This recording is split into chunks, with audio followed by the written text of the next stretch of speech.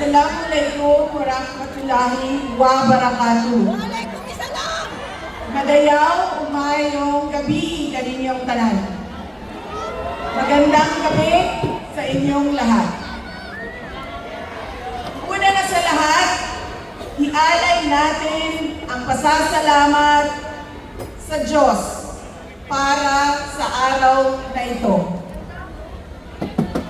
Pangalawang pagpapasalamat ay sa inyong lahat na nasa ilalim ng ulan, gutom, walang ayuda,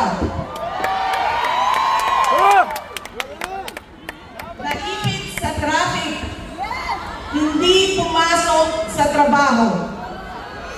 Ngunit ibinigay ninyo ang panahon para sa aming lahat ngayong gabi. Maraming salamat sa inyo. Ang susunod na pagpapasalamat ay sa PDP dahil binigyan nila ako ng pagkakataon sa rally nila ngayon. Maraming salamat sa inyo.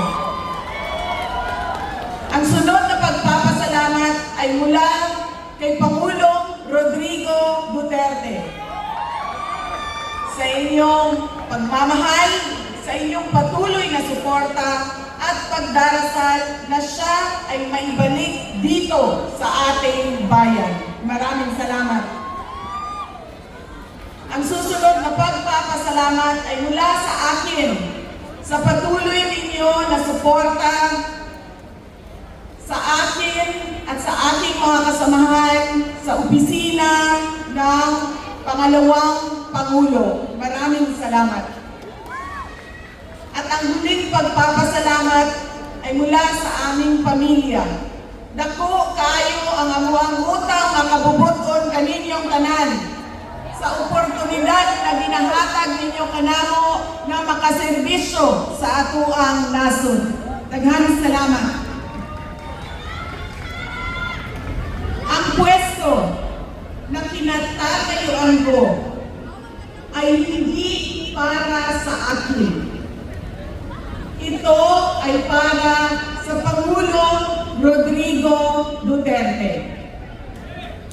Pero tinawag ako ng tadhana dahil kinidnap ang tatay nating lahat.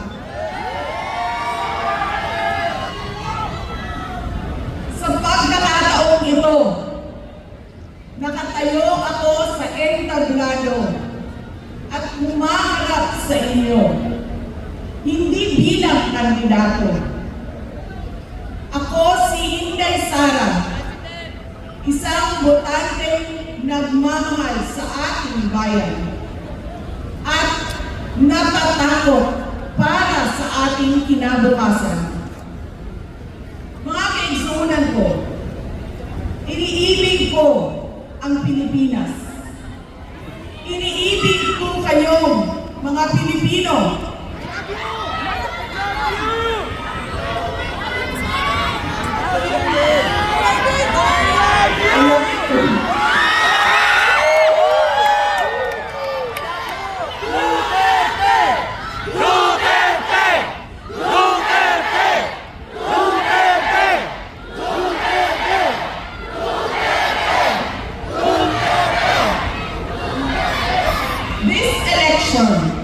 Will decide the future of our country.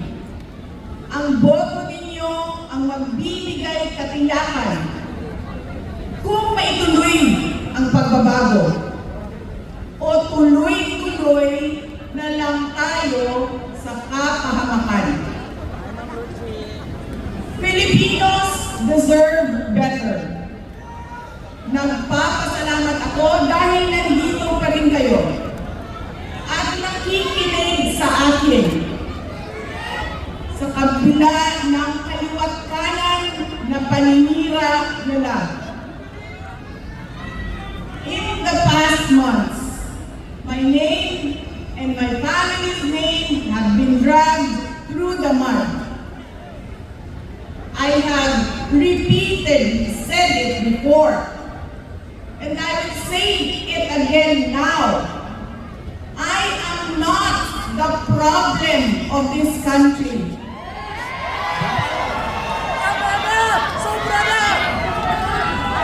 Hindi ako ang problema ng Pilipinas. Si Marcos ang problema ng Pilipinas.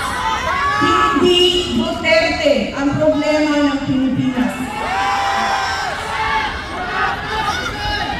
Sino nga ba ang tunay na makikinabang kung tuluyan ng burahin sa mundo ang pamilyang Duterte?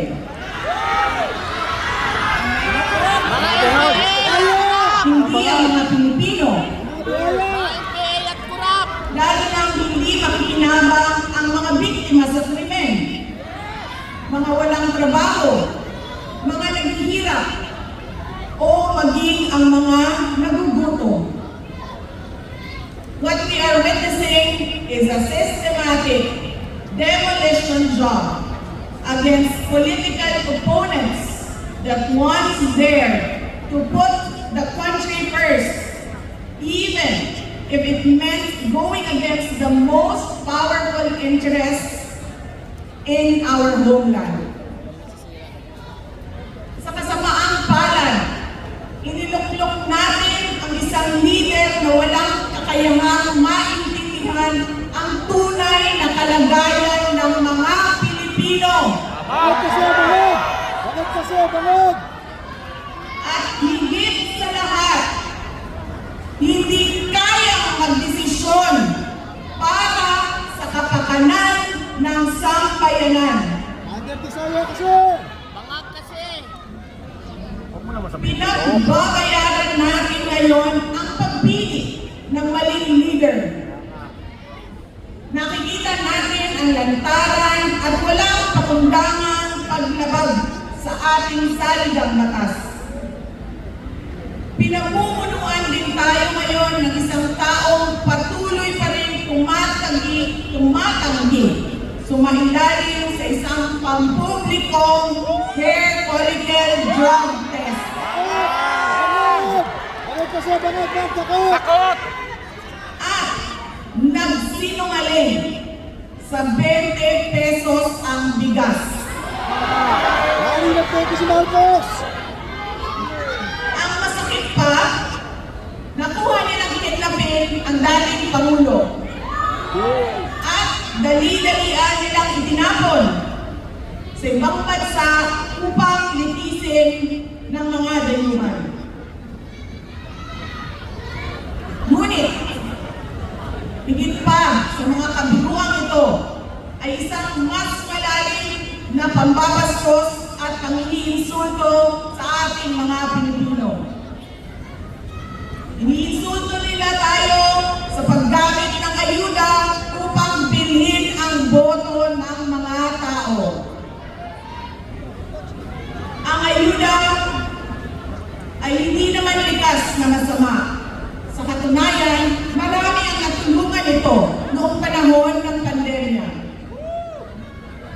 Ngunit, kapag ginamit ito para manipulahin kayo at pagsamantalahan ang inyong kahirapan upang manatili sila sa kapangyarihan, nagiging sandata ito ng pang-aabuso. Again, Filipinos deserve better.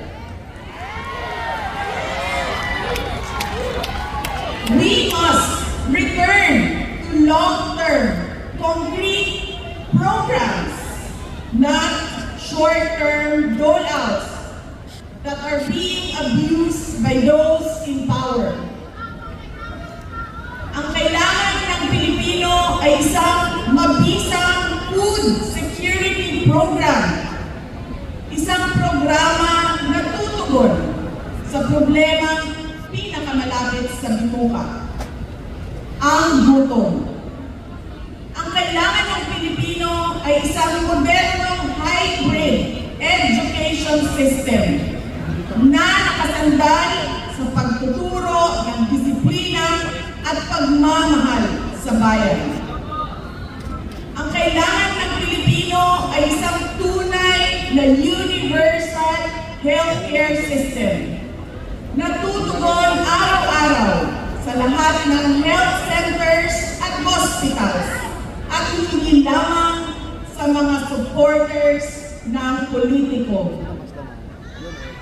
Ang kailangan ng Pilipino ay matibay na infrastruktura. Let us build into the future. Ang kailangan ng Pilipino ay oportunidad sa hanap buhay at trabaho dito sa loob ng ating bayan. Masakit sa kalooban natin lahat ang kalagayan ng maraming nating OFWs na malayo sa kanilang mga mahal sa buhay. At higit sa lahat, ang kailangan ng Pilipino ay peace and order. Kailangan natin ganap na puksain ang kriminalidad, illegal na droga, terorismo, at insurgency sa pamamagitan ng makatotohanang non-partisan Philippine National Police na suportado ng ating sandatahang lakas.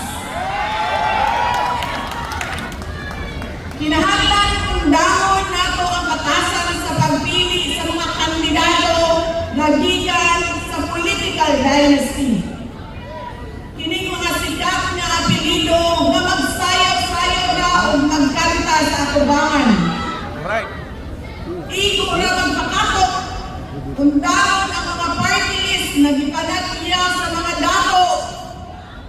Undahon ang mali na pagpili sa atong mga opisyales. Undahon ang budol o pagpamakak. Yes. Kailangan natin mag-vote straight sa mga taong magtutuloy ng nasimulan ni Pangulong Duterte. Yes. Yes. Idiretso natin ang boto. Number 38, Rodante Marcoleta. Number 10, Jimmy Bondo. Number 56 sa Balota, Attorney Vic Rodriguez. Number 22, Bato de la Rosa. Number 28, Bongo. Number 53, Apollo Kibuloy. Number 34, Raul Langino.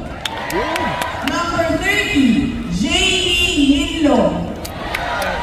Number 58, Philip Pipe Salvador. At number 42, Doc Marites Mata. Alam ko, hindi kayo matutuwa. Pero ibuboto ko si Aimee Marcos. Siya ang naglakas loob na buksan ang investigasyon sa pagdukot ng pamahalaan ng isang Pilipino dito sa bayan para ihatid sa mga dayuhan. Support. Inuboto ko rin si Camille Villar dahil sa kanyang karanasan bilang mambabatas sa House of Representatives na makakatulong sa isang tunay na pagbabago sa Senado. Hindi ako mapapagod na sabihin ito. We Filipinos deserve better. Tunay na kapayapaan at kaunlaran na hindi lamang para sa iilang politiko at mayayaman. Kaya sa May 12, kailangan natin maging mapagmatya. May mga ulat at bulong-bulungan na may mga kumikilos na sa iba't ibang parte ng ating bansa. Mga babala na maaaring nagsisimula na ang malawakang dayaan sa halalan ng alyansa. Ang binuong alyansa ay isang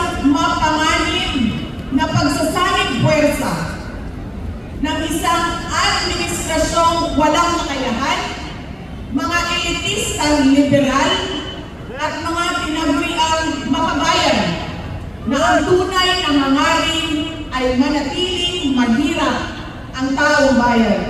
Yun. Isang alyansa na handang ibalik tayo sa kadiliman ng narco-politics sa bangungot ng Typhoon Yolanda, kung saan ang mga Pilipino ay iniwan sa ulan, sa gutom, at sa kawalang malasakit. Ito ang alyansang muli nais natin alipinin gamit ang kahirapan, kasinungalingan, at kapangyarihan.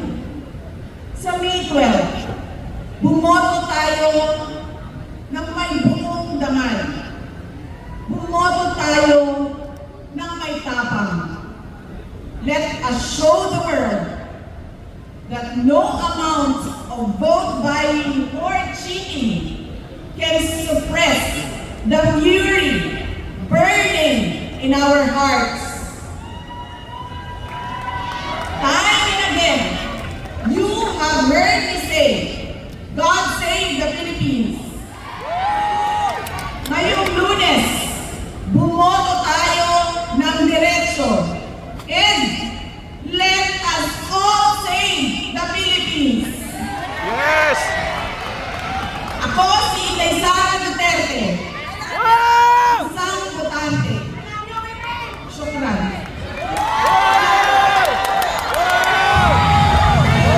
Itataas niyo po, tawagin na natin ang ating Duterte upang iangat ang kanilang kamay ng ating nilamahal na Vice Presidente. Numero 10, Jimmy Bongo. Número 22, Pablo de la Rosa.